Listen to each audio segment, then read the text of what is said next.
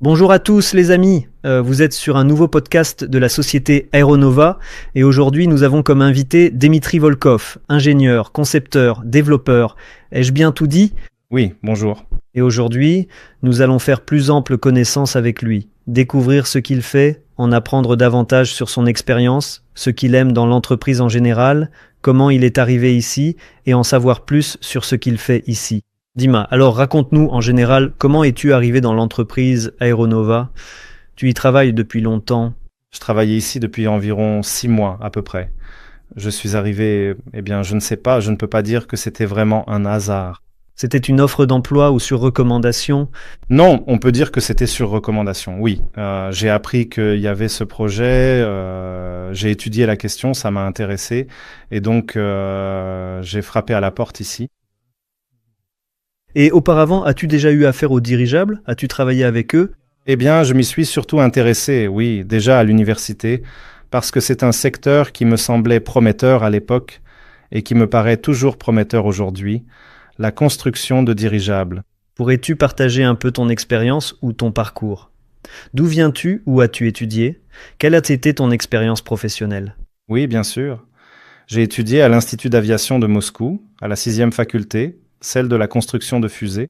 Et qu'est-ce qui t'a poussé, disons, à choisir précisément cette spécialité? Tu rêvais du ciel ou de l'espace? Oui, honnêtement, je rêvais de l'espace. Comme beaucoup de garçons. Le plus intéressant, c'est que ici aussi, il y a, disons, pas vraiment des technologies spatiales à proprement parler, mais il existe différents projets de stratosphère qui sont censés voler vers d'autres planètes. Après l'université, comment ta vie a-t-elle évolué? Déjà à l'université, je voulais commencer à travailler dans ma spécialité et d'une manière ou d'une autre, j'ai réussi à entrer dans une entreprise. J'y ai travaillé comme concepteur. Ensuite, pour être honnête, ils ne voulaient plus me laisser partir. Dima, peux-tu nous dire de quelle entreprise il s'agissait, de quoi tu étais responsable et sur quoi tu travaillais? C'était une entreprise liée à la construction de fusées. J'étais responsable de la documentation technique, de sa gestion. Je m'occupais de la conception. Et de la documentation. Oui, gestion de la documentation et des dossiers techniques, etc. Tu as reçu une proposition sur recommandation de la part de Aeronova, une entreprise qui travaille sur le projet dirigeable de nouvelle génération. Qu'est-ce qui t'a le plus attiré dans cette idée? Les dirigeables eux-mêmes ou peut-être l'opportunité d'acquérir une nouvelle expérience? Bien sûr, il y a aussi l'expérience, évidemment, parce qu'ensuite, je pourrais me vanter auprès de mes enfants et petits-enfants d'avoir travaillé sur des dirigeables à une époque, et peut-être que je continuerai dans ce domaine. Qui sait comment évolueront mon parcours et celui de l'entreprise à l'avenir?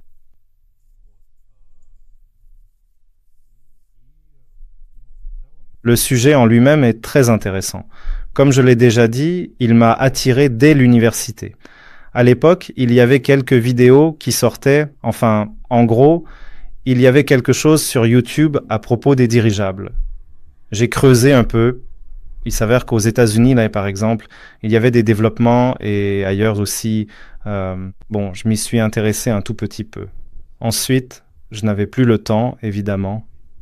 J'étais quand même à l'université, je travaillais en parallèle, donc voilà. Mais le sujet ne t'a pas lâché, on peut dire ça comme ça. Ça planait quelque part. Oui, c'était dans l'air. Et puis, j'ai entendu parler de ce projet. J'ai regardé des vidéos sur YouTube. J'ai consulté des sites, d'autres choses encore. Et là, j'ai vraiment été très emballé. Et voilà, plus rien ne pouvait m'arrêter. Absolument rien.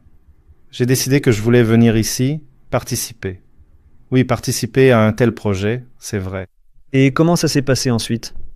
Tu as contacté l'entreprise toi-même ou c'est un collègue d'ici? Disons que nous avons eu un contact, mais globalement, j'ai été convoqué pour un entretien. Un entretien tout à fait ordinaire, je suppose. Enfin, presque, oui, rien d'extraordinaire. Nous avons discuté, nous semblions nous plaire, et voilà où nous en sommes. Classe. Oui, avant de travailler sur le dirigeable, vous aviez un emploi stable et un avenir relativement prévisible. Ici, vous travaillez sur un nouveau projet, une start-up, une jeune équipe, et son avenir est encore assez incertain. Je n'avais aucun doute de ce genre. De toute façon, je comptais déjà changer de domaine, car disons simplement que j'avais tiré le meilleur parti de ce que j'avais pu y apprendre, et puis ce n'était plus vraiment... J'étais prêt à aller de l'avant.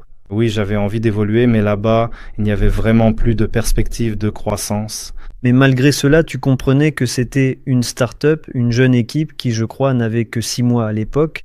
Tout cela n'a aucune importance. Ce qui compte, c'est l'idée principale. L'idée, Oui, l'idée principale. c'est génial. L'essentiel, ce n'est pas juste l'idée. J'ai été stupéfait d'apprendre que l'entreprise n'avait que 6 mois et que vous aviez déjà un appareil qui vole à plein régime. Il y avait des essais, des vidéos et d'autres choses. Vraiment, ça m'a vraiment enthousiasmé, honnêtement. En fait, moi aussi, en regardant en arrière, voilà. L'entreprise a 1 an, le deuxième appareil est déjà en train d'être assemblé. C'est vraiment très impressionnant. Et quelle a été, en général, ta première impression quand tu as appris que tu allais travailler sur des dirigeables? Honnêtement? Oui. Eh bien, c'est vraiment génial, en fait, parce que je ne pense pas que beaucoup de gens fassent ça. C'est une expérience unique, à mon avis. Y avez-vous longuement réfléchi? Je suis désolé, mais non, non. Parlez-nous-en davantage. Que faites-vous dans l'entreprise? Sur quoi travaillez-vous? Quel est votre poste en général? Bien sûr. Je suis ingénieur concepteur au département des vues générales. Je m'occupe de la gestion de la maquette électronique de l'appareil Nova 2. À l'avenir, j'espère aussi travailler sur la Nova 8. C'est une sorte de modèle électronique. Oui, c'est un modèle électronique consolidé. C'est-à-dire que les autres ingénieurs concepteurs m'envoient ce qu'ils ont développé. Et j'assemble tout cela dans un modèle commun. Ainsi, nous avons un modèle électronique global de tout l'appareil Nova 2 tel qu'il est actuellement conçu. C'est-à-dire que quelqu'un s'occupe de la nacelle, quelqu'un d'autre, par exemple, de l'enveloppe, et tous ces modèles me sont envoyés périodiquement à intervalles réguliers. Je mets tout cela à jour, j'informe tout le monde en disant que... Une mise à jour est arrivée. Oui. Mise à jour? Oui, pour que tout le monde fasse attention, pour que chacun sache que quelque chose a changé, que quelque chose a été mis à jour, parce que tout le monde travaille ensemble, oui, et chacun a beaucoup de voisins, tout le monde dépend les uns des autres. Voilà, si quelqu'un a fait quelque chose, les autres doivent, par exemple, l'attacher. Oui, il faut le fixer quelque part. Il faut fabriquer des points de fixation et d'autres choses encore. Tout cela, c'est pour que tout le monde s'entende bien. En somme, c'est pour ça que je suis là. Pour que tout le monde puisse interagir normalement les uns avec les autres à travers une maquette commune. Et de manière générale, pour qu'on puisse voir à quoi elle ressemble, ce qu'il reste à finaliser, ce qui a été moins bien travaillé, ce qui a été mieux travaillé, et sur quoi il faut porter son attention. Et puis, il m'arrive aussi de réaliser des modèles pour certains calculs de résistance, également des modèles généraux pour des essais en soufflerie, des simulations, etc. Là-bas, ils ne sont pas nécessaires car notre maquette est très détaillée, c'est-à-dire qu'elle inclut jusqu'aux plus petits éléments, détails, boulons, écrous, vis. Pour l'instant, il n'y en a pratiquement pas, mais au final, ils apparaîtront. Sans eux, il y a déjà suffisamment de détails là-bas. Oui, mais le problème, c'est que ce n'est pas très pratique, justement, pour différents types de modèles. Par exemple, si on doit le tester en soufflerie, analyser les forces de résistance, ou encore calculer la solidité, tout cela va énormément compliquer les choses. Parce que l'ingénieur en résistance devra dessiner, décrire et relier séparément chaque petit détail. Tout cela prendra vraiment énormément de temps. Pour éviter cela, il existe des méthodes spéciales. Comment dire ? Ce ne sont pas vraiment des algorithmes, mais en gros, il y a... Une certaine mécanique de la façon dont... Oui, un mécanisme. Comment calculer tout cela séparément, afin que cela donne une image d'ensemble. C'est-à-dire ne pas les prendre en compte au premier stade des essais en soufflerie, mais ensuite les intégrer. Non, lors des essais en soufflerie, ce n'est pas pris en compte, mais dans les calculs de résistance, oui. Mais là, on examine principalement les principaux nœuds, oui. En gros, l'idée principale, c'est qu'il faut vraiment simplifier le modèle pour le rendre plus compréhensible et plus facile à utiliser. J'aide également à faire cela parce que, d'une certaine manière, cela fait probablement aussi partie de mon travail, oui. Dima, tu as, on peut dire, radicalement changé de domaine d'activité. As-tu dû apprendre de nouvelles choses ou, dans l'ensemble, non? Bien sûr. Il me semble que dans chaque entreprise, il y a toujours des spécificités dans le travail, même si elles sont proches. Disons 2 entreprises aéronautiques, par exemple, Je suis sûr que tout y sera quand même très différent. Bien sûr, il y a certains détails spécifiques. Ils ont une base commune, évidemment. Mais ici aussi, il a naturellement fallu apprendre beaucoup de choses. Voilà, et il y a encore beaucoup à apprendre. Il reste beaucoup à découvrir, oui. Il y a beaucoup de choses intéressantes.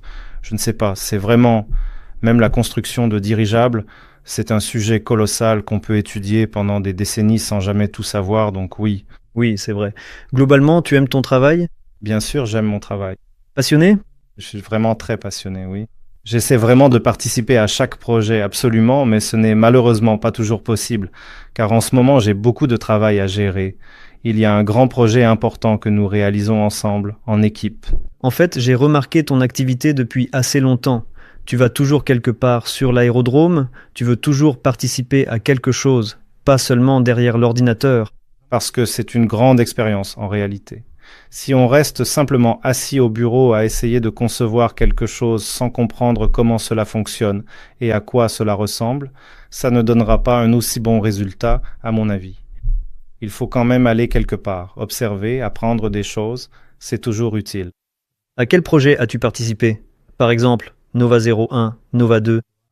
Eh bien, pour être honnête, je n'ai pas travaillé sur Nova 01, c'est-à-dire que je suis arrivé après que le vol a eu lieu, voilà. Mais j'y suis allé, j'ai vu, c'est sûr. J'ai été vraiment très inspiré, oui, c'est incroyablement intéressant, vraiment, c'est génial. Un dirigeable volant, vraiment, c'est étonnant, étonnant. Oui, c'est-à-dire qu'il a déjà pris l'avion et... Oui, il a déjà volé. Du coup, je travaille actuellement sur Nova 2, je m'occupe de la maquette électronique et des points de fixation des nacelles, c'est tout. Ah, donc c'est aussi de la modélisation, c'est de la modélisation 3D.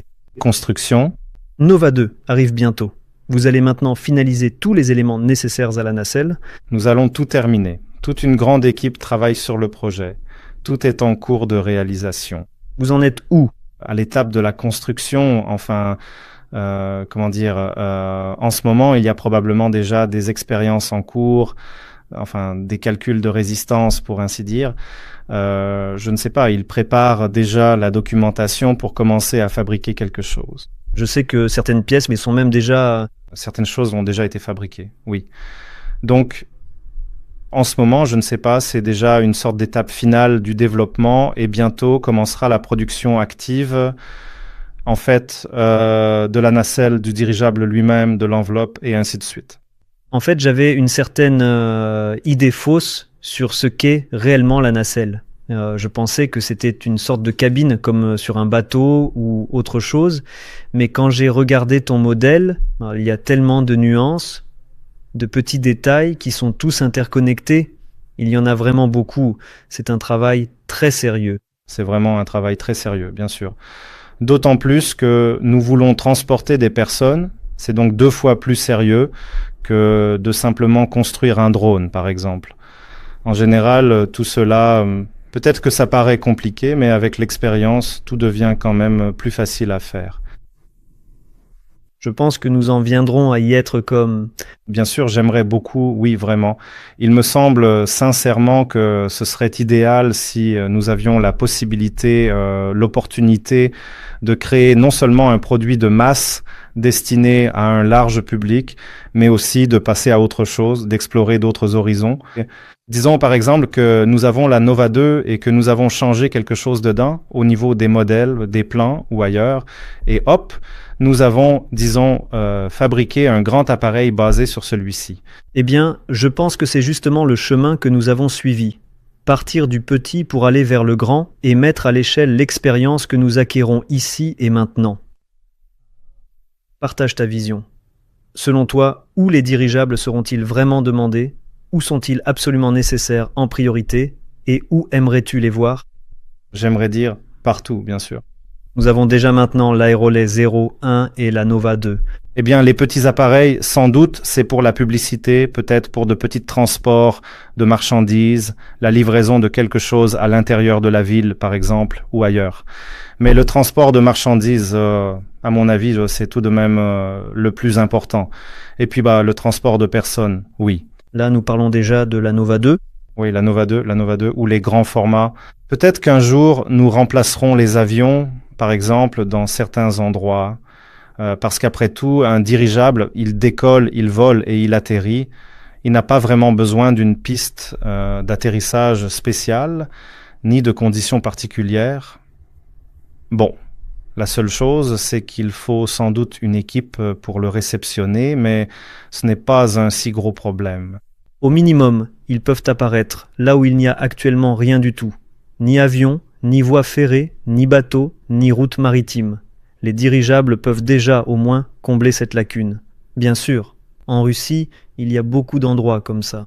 Je pense aussi qu'il leur faut, bien sûr, une certaine infrastructure, mais je ne peux pas dire qu'elle soit vraiment compliquée. Assez simple. Oui, oui. Par curiosité, Dima, comment vois-tu l'entreprise Aeronova évoluer dans une période allant de 5 à 10 ans? Comment vois-je l'entreprise? Oui, où pourrions-nous nous retrouver? Ou où aimerais-tu que nous soyons? Bien sûr. 5 à 10 ans, c'est une période assez longue, non? 5 à 10 ans, c'est une longue période pour faire des prévisions, mais je ne sais pas. Si nous continuons à évoluer au même rythme qu'actuellement, je ne sais pas, dans l'espace probablement, pour être honnête. Au minimum dans la stratosphère. Eh bien, au minimum dans la stratosphère, oui. Mais bien sûr, j'aimerais que la croissance ne s'arrête pas et que nous accédions à des marchés plus vastes, peut-être même internationaux. Bien sûr, j'aimerais vraiment beaucoup cela. Il me semble sincèrement que cela entraînera de nouveaux défis à relever. Il faudra peut-être, à un moment donné, redévelopper certaines choses importantes, inventer de toutes nouvelles idées originales et créatives. C'est toujours très intéressant, c'est toujours vraiment, vraiment génial. Comment s'est passée ton expérience pendant les 6 premiers mois? Quelles sont tes impressions? Comment as-tu été accueilli dans l'équipe? J'ai été très bien accueilli, l'équipe était formidable. Avant-hier, c'était la journée de la Dushnota ou quelque chose comme ça. On m'a félicité. Chez Aeronova, tout le bureau. Je les ai tous félicités aussi. Je pense qu'ici, nous nous valons tous. En quoi la Dushnota t'aide-t-elle dans ton travail? En quoi la Dushnota m'aide? Est-ce que ça t'aide? Oui, bien sûr que ça aide. Parce que sans cela, il me semble qu'on ne peut pas atteindre la vérité, ni saisir l'essence des choses. C'est-à-dire que si je ne suis pas un peu dushni, si je ne m'intéresse pas, si je ne sais pas, disons que ce n'est pas tant pour imposer ma vision, mais il me semble que je lance quelque chose, par exemple, j'apporte des contre-arguments, et si on me convainc du contraire, bien sûr, je change d'avis. Donc cela crée une sorte de... Un avis critique? Oui, cela crée la possibilité en quelque sorte d'arriver à la vérité, justement à travers une sorte de débat, disons-le ainsi. Alors, avons-nous dans l'entreprise d'autres personnes comme ça? Avons-nous d'autres personnes dushni chez nous? Bien sûr que oui. Et comment ces douchnis s'entendent-ils entre eux? Sont-ils amis? Sont-ils en conflit? S'ils parviennent à un consensus, alors tout se passe bien au final. Ils se réjouissent. Mais si chacun essaie simplement d'imposer son opinion à l'autre, eh bien ce n'est pas très bon. Dans ce cas, la vie devient difficile, vraiment, très difficile. Je ne sais pas comment c'est vu de l'extérieur, mais il me semble que je me suis plutôt bien intégré. Et nous travaillons sur un grand projet, et nous avons vraiment envie de le terminer, d'aller plus loin, vers de plus grands sommets, en quelque sorte. Avoue, tu as déjà rêvé à un moment où tu pourrais faire voler un dirigeable, par exemple, dans un parc ou au-dessus d'une ville? Je n'en ai pas encore vraiment idée, il faudra que je me renseigne. Pour l'instant, je n'ai pas vraiment le temps de me pencher là-dessus, car mon emploi du temps est très chargé, il y a énormément de choses à faire. Mais en général, ça t'intéresserait d'aller, par exemple, dans la stratosphère? Non, honnêtement, moi j'ai une peur terrible du vide. Je ferai peut-être un tour en dirigeable sur le nôtre. Après tout, c'est moi qui l'ai conçu. Tu es sûr sa fiabilité? Oui, mais j'aurais quand même peur parce que voilà, je pense que ce n'est pas comme un avion. Un avion prend de la vitesse, il commence à trembler, il décolle. Tout ça, alors qu'un dirigeable, il s'élève, il vole. Je pense qu'on ne sent même rien. Enfin, je ne sais pas, je n'ai jamais volé. Eh bien, je pense que ça nous attend tous encore. Oui, bien sûr. J'espère. On fera absolument un tour. Au premier rang, oui. Où allons-nous voler? Où allons-nous voler? En dirigeable? En général, tu aimes voyager? Où irais-tu en dirigeable? Ça fait très longtemps que je n'ai pas voyagé, je n'en ai pas eu le temps. Le travail? Je ne sais pas vraiment. Sinon, eh bien, je ne suis pas tout à fait sûr pour ce qui concerne les montagnes, parce qu'on a quand même une certaine limite d'altitude à respecter, tu vois. Eh bien, au moins si la nacelle n'est pas étanche, alors oui. Et ainsi, je ne sais pas, peut-être le lac Baïkal ou quelque chose comme ça. J'ai très envie d'y aller depuis longtemps, mais je n'ai jamais eu l'occasion. Imaginez un peu en la contemplant d'un point de vue aérien. Et en hiver en plus. En hiver aussi. Ce bloc de glace, immense, gigantesque, une eau d'une pureté incroyable. Tu t'y poses tout doucement. Mais je ne sais pas, est-ce qu'on a le droit de voler au-dessus ou pas? Écoute, là-bas ils roulent en tant Jeep. Vraiment? Directement sur le Baïkal? Oui, sur la glace. Je vois. Ils installent quand même des tentes. Génial. Alors pourquoi pas? Il faudra vraiment qu'on y aille un jour, en dirigeable. Le mieux, ce serait en dirigeable. Ce serait formidable. D'ailleurs, moi non plus, je ne suis jamais allé au Baïkal, mais j'en ai très envie. Bon, peut-être aussi au-dessus d'une mer, n'importe laquelle. Je ne sais pas, ce serait sympa aussi. Comme sur son propre yacht. Exactement, tu vois, traverser Amérir, traverser une mer en volant. Après tout, autrefois, au siècle dernier, on battait toutes sortes de records. Enfin, pas seulement des records. Les gens essayèrent de traverser des mers en avion ou avec d'autres moyens, oui. Aujourd'hui, ce n'est plus vraiment un problème. Regarde, les vols commerciaux traversent tous les jours. Tu montes à bord et tu voles tranquillement. En dirigeable, bon, ils ont sûrement déjà traversé aussi, mais ça doit être une expérience sympa, je pense. Oui, mince. Le Hindenburg, par exemple. C'était de vrais paquebots touristiques. Oui, il était gigantesque. Tu imagines, comme un paquebot de croisière, comme un navire, mais dans le ciel. C'est vraiment génial. Il pouvait traverser la moitié du globe, je crois, et il l'a fait, oui. Il y a 100 ans. Oui, c'est vraiment super. Il faudrait qu'on fasse quelque chose du genre. De nos jours, il faudrait carrément créer une machine ultra moderne. Une machine. Oui, oui, bien sûr. C'est exactement ce qu'on vise avant tout. Avant tout, c'est nous qui allons voler, probablement. Il faut bien tester tout ça, non? Qui d'autre que nous, les développeurs, pour y aller? On doit encore construire les prochains modèles, alors préservons un peu les développeurs. D'accord, je vois. Dis-moi, tu racontes sûrement à tes amis, à tes proches, que tu travailles en ce moment sur des dirigeables. Alors, quelles sont leurs premières réactions en général? De la surprise, puis je continue à raconter et ils s'impliquent vraiment beaucoup. Oui, ça les enthousiasme. Oui, oui, oui. Mes amis, par exemple, ce n'est pas qu'ils ne comprenaient pas au début, mais ils étaient tout simplement curieux. Ils commençaient à poser des questions. Certains m'inondaient littéralement de questions. Je réponds à tout et là, c'est bon. On se retrouve à avoir une vraie discussion sur le sujet. Quelles sont les questions, objections ou doutes qui reviennent le plus souvent? La question la plus fréquente, c'est à quoi ça sert aujourd'hui? Où peut-on les utiliser? Et la réponse, c'est qu'en fait, probablement partout où il faut transporter quelque chose, des marchandises, dans des endroits où on ne peut pas accéder en voiture, en train ou en avion.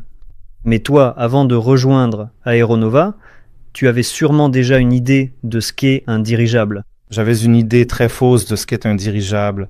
Après avoir commencé à travailler, ta vision ou ton attitude a-t-elle changé du tout? Pour être honnête, je pensais que tout était un peu différent avec le gaz.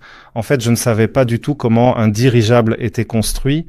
Je croyais qu'il y avait... Non, en fait, il y a encore autre chose, oui. Non, mais dans l'ensemble, je savais comment fonctionne un dirigeable. Enfin, je veux dire, comment il soulève une masse, oui. Ce n'est pas si compliqué, tout cela se calcule, on peut l'imaginer, c'est de la physique.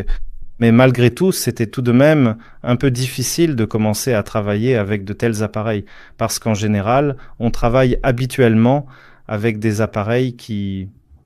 Eh bien, les avions volent grâce à la portance sur les ailes, oui, c'est-à-dire qu'ils prennent de la vitesse. Oui, c'est de l'aérodynamique. Et là, ce qui compte, c'est simplement, eh bien, le centre de masse. Il faut placer l'empennage par rapport à celui-ci, oui. L'équipement général? Oui, oui. Voilà. Et ici, il y a en plus le centre de volume. Et en général, c'était très difficile quand on a commencé à m'emmener avec le Nova 01. Faire quelque chose, me montrer. Il fallait simplement travailler un peu avec les mains. Il m'était très difficile de réaliser que l'appareil ne pèse presque rien et qu'il est conçu de manière totalement différente. C'est difficile à concevoir dans sa tête. Dans la vie quotidienne, on dit on n'est pas entouré de telles choses. Tout ce qu'on prend a un poids à peu près proportionnel. Tout est attiré vers le sol, vers la terre. Mais là, enfin, je ne sais pas. C'est vraiment difficile de changer de perspective à ce sujet. Par exemple, il faut parfois déplacer quelque chose pour changer le centrage. Tu penses qu'il faut faire d'une certaine façon, mais en fait, il faut faire tout le contraire, parce que pour l'appareil, c'est le centre du volume qui compte, pas le centre de masse. Il faut tout mesurer par rapport à cela, et on oublie de prendre en compte qu'il y a cette force de portance. Oui, la poussée d'Archimède. Bref, tout est complètement différent en fait. Petit à petit, tu arrêtes. Oui, bien sûr, bien sûr. J'aimerais te demander ta vision avant de rejoindre Aeronova et après ta foi dans le dirigeable en tant que moyen de transport qui pourrait voir le jour s'est-elle renforcée? Et la foi dans le dirigeable se renforce, bien sûr, ainsi que dans l'équipe. Comme je l'ai déjà dit, nous avons une équipe très solide. Nous avons des personnes qui se consacrent à la construction de dirigeables depuis toute leur vie. Oui, ils ont tout simplement une expérience colossale. Voilà, ils savent énormément de choses et je vois bien que cela peut véritablement aboutir à quelque chose de phénoménal, d'exceptionnel même. Il faut maintenant conclure. Oui, nous pouvons déjà conclure. Aujourd'hui, nous avons bien travaillé. Peut-être avez-vous des souhaits à formuler pour nos téléspectateurs ou peut-être pour nos collègues du métier.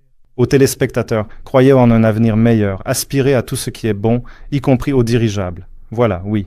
Eh bien, sur ce, nous allons conclure. Je te remercie pour cette interview, pour le temps que tu nous as accordé. Merci à toi aussi pour l'interview, c'était une bonne discussion. Les amis, c'est tout pour le moment. Merci à tous ceux qui regardent nos vidéos. N'oubliez pas de réagir, de laisser des commentaires et dites-nous aussi qui vous aimeriez voir dans le prochain épisode du podcast. On se retrouve dans la prochaine émission. Au revoir à tous, merci.